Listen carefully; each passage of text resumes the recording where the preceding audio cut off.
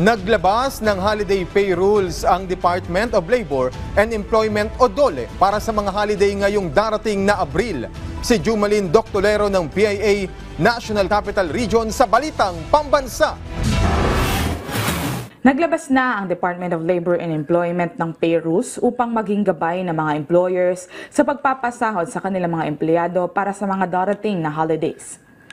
April 1 o Eid al-Fitr, April 9 o Araw ng Kagitingan, April 17 at 18 na Huwebes Santo at Biyernes Santo na mga pawang regular holidays, at April 19 o Sabado de Gloria naman na isang special non-working day. Ayon sa Labor Advisory No. 4, Series of 2025 na pirmado ni DOLE Secretary Benvenido Leguesma, ang mga empleyadong magtatrabaho sa mga nabanggit na regular holidays ay tatanggap ng 200% ng kanilang arawang sahod para sa unang 8 oras. Samantalang overtime na lampas sa 8 oras ay babayaran ng karagdagang 30% ng kanilang hourly rate.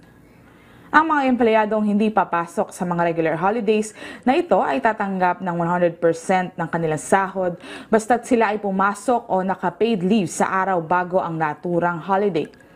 Para naman sa special non-working day na Sabado de Gloria o April 19, ang mga empleyadong hindi papasok ay hindi babayaran maliban kung may patakaran ng kumpanya gaya ng collective bargaining agreement.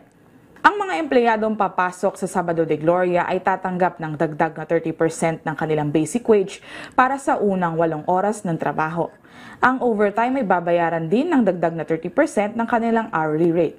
Inisyu ang DOLE Advisory upang linawin ang mga tamang kalkulasyon ng sahod sa mga nabanggit na araw. Pinapayuhan naman ng mga employer na suriing mabuti ang holiday pay upang matiyak ang tamang kompensasyon para sa mga empleyado. Mula sa Philippine Information Agency National Capital Region, Jumalin Doctolero, Balitang Pambansa.